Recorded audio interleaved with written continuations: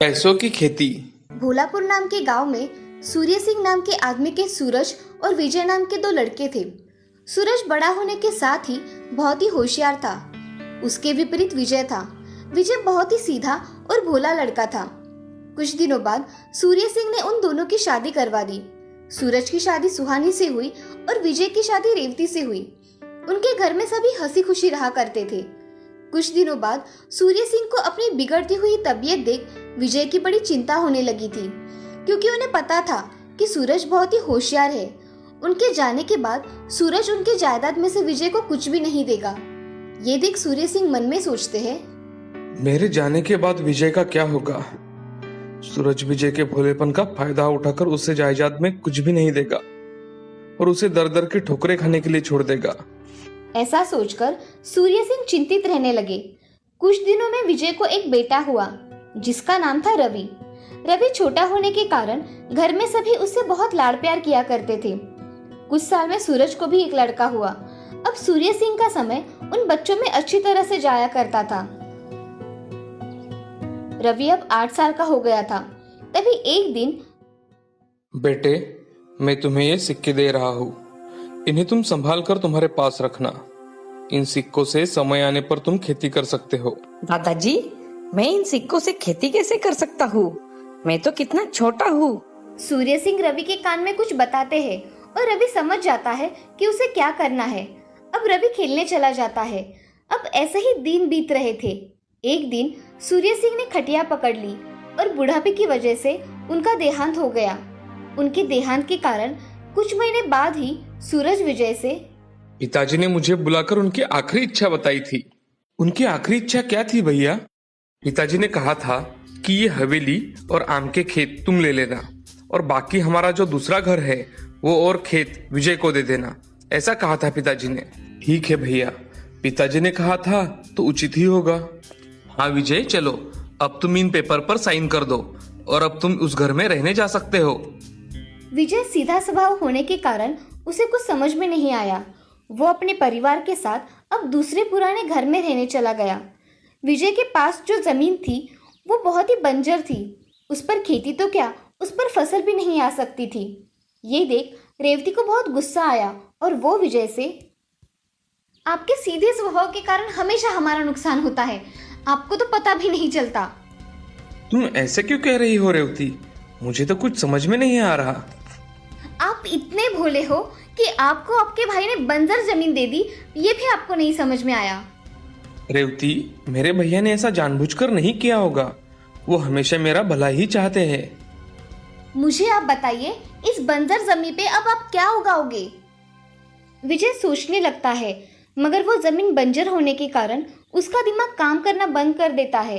अब रवि वहां आ जाता है और वो उन दोनों से, दादाजी को पता था कि एक ना एक दिन ऐसा होगा, इसलिए दादाजी ने मुझे ये सिक्के दिए हैं। उन सिक्कों को जमीन में डालकर उनसे खेती की तो हमें अच्छा मुनाफा होगा, ऐसा दादाजी ने कहा था।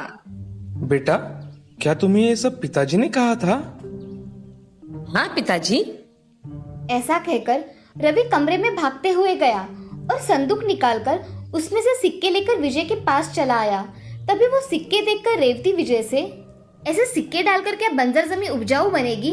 ऐसा कुछ नहीं होता। मुझे रवि पर पूरा विश्वास है। मेरे पिताजी ने सिक्के दिए हैं तो कुछ सोच समझ कर ही दिए होंगे। चलो रवि, मैं खेत को पहले अच्छी तरह से जोत लेता हूँ और बाद में हम उसमें सिक्के लगाएंगे। हाँ पिताजी, हम ऐसा ही करेंगे। ऐसा कहकर रवि और विजय खेत जोतने के लिए चले जाते हैं। अब कुछ दिनों में विजय अपना खेत जोतकर तैयार कर लेता है और उस खेत में रवि सिक्के डाल के बो देता है। कुछ दिनों बाद उनके खेत में कुछ अजीब दिखने वाली फसल आ गई थी। ये देख विजय रवि से, बेटा रवि, पिताजी ने तुम्हें ऐसा ही कहा था ना कि सिक्के जमीन में बोने हैं। बेटा, मुझे फसल तो कुछ अलग ही लग रही है। ये देख रवि विजय से, पिताजी, मुझे दादाजी ने जैसे बताया था वैसा ही मैंने किया है। अब सिर्फ उस फसल पर फल लगने का इंतजार करो। ठीक है बेटे, जैसा तुम कहो। ऐसा कहकर विजय और रेवती फसल पर कौन से फल लगते हैं इसका इंतजार कर रहे थे। कुछ महीनों बाद उनके बंजर जमीन में फसल लहराने लगी। ये देख रवि और विजय बहुत खुश हो गए। अगले ही दिन विजय जल्दी उठकर खेत में जाकर देखता है तो उसे दिखाई देता है कि खेत में फसल को पैसे लगे हुए हैं। उसने तुरंत जाकर वो पैसे तोड़कर देखे तो वो असली नोट थे। ये देख विजय बहुत खुश हो गया और विजय घर जाकर रेवती और रवि से, रेवती देखो, हमारे खेत में फसल को असली नोट लगे हैं। विजय उन दोनों को नोट दिखाने लगा। ये देख रेवती और रवि आश्चर्यचकित हो जाते हैं। रवि अब खेत को देखने के लिए जल्दी जल्दी निकल जाता है। उसने खेत में देखा तो सारे फसल को पैसों के नोट लगे हुए हैं। ये देख रवि बहुत खुश हो गया और विजय से, पिताजी, मैंने कहा था ना कि ये सिक्के कोई साधारण सिक्के नहीं हैं। इसकी वजह से हमारे बंजर जमीन में ये पैसे आए हैं। अब हमें इसे जमा करके रखना होगा। हाँ बेटा, चलो हम इसे जमा करते हैं। ऐसा कहकर विजय और रवि खेत में से पैसे तोड़ना शुरू कर देते हैं। विजय के खेत में पैसों की फसल देख सारे गांव वाले आश्चर्यचकित हो जाते हैं। रवि और विजय कुछ ही दिनों में फसल के सारे पैसे तोड़कर बहुत सारी बोरियां भर लेते हैं। उसने इतनी सारी बोरियां भर ली कि वो जिंदगी भर बैठ के खाएगा तो भी उसे कम नहीं पड़ेगा।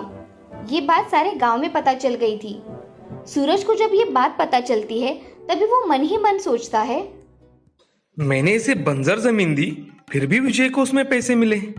मुझे लगता है कि मुझे वो बंजर जमीन वापस लेकर हरे भरे खेत विजय को देना चाहिए। इसमें ही मेरा फायदा है। इससे मैं रातों रात करोड़पति बन जाऊंगा। ऐसा सोचकर सूरज विजय के यहाँ जाता है। सूरज विजय से, विजय, मुझसे बहुत बड़ी गलती हो गई भाई। मैंने तुम्हें ये बंजर जमीन दे दी और उपजाऊ जमीन मेरे पास रख ली। अब मैं चाहता हूँ कि तुम मेरी जमीन ले लो और मैं तुम्हारी बंजर जमीन ले लेता हूँ। भैया, इसकी क्या जरूरत है? आपने हमें बहुत कुछ दिया है। देखिए, मेरे पास अब इतना पर्याप्त धन है कि मैं उसे बैठकर खाऊं तो भी कम नहीं पड़ेगा। इसलिए आपको ये जमीन चाहिए तो ये जमीन आप ले सकते हो। ऐसा कहते ही सूरज बहुत खुश हो गया और उसने जायदाद के पेपर लेकर विजय के पास आ गया। सूरज ने बंजर जमीन अपने नाम और हरे भरे खेत विजय के नाम कर दिए। अब सूरज उसकी हवेली छोड़कर पुराने घर रहने चला आया और विजय अपने परिवार के साथ फिर से हवेली रहने चला गया। अब सूरज ने बंजर खेत में जाकर देखा तो सोचने लगा, इस बंजर जमीन में मैं पौधे कैसे उगाऊं? हाँ, मैं रवि से पूछ लेता हूँ। उसको पिताजी ने बताया था कि कैसे पैसों की खेती करते हैं। ऐसा सोचकर सूरज रवि को बुला लेता है और उससे पूछता है, बेटे रवि, पिताजी ने तुम्हें इस खेत में पैसों की खेती कैसे करते हैं ये बताया था, वो बताओ मुझे जरा। बड़े पिताजी, मुझे दादाजी ने कुछ नए सिक्के दिए थे। उन्हें बोकर ही इस खेत में सोने के पौधे आते हैं और एक बार पैसों की खेती करने के बाद उस खेत में कुछ भी नहीं आ सकता। वो जमीन अब बंजर बन गई है। इसका कोई उपयोग नहीं है। रवि की ये बात सुनकर सूरज को पता चला कि उसने कितनी मूर्खता की। अब उसके हाथ में कुछ ना होने के कारण सूरज अब हाथ मलता रहा। अब कुछ दिनों में सूरज अपना सामान बांधकर शहर में नौकरी करने चला जाता है और विजय अपने परिवार के साथ गांव में खुशी खुशी रहता है। इस कहानी से हमें ये सीख मिलती है कि जिंदगी में कभी भी लालच नहीं करना चाहिए। लालच से हमेशा नुकसान ही होता है।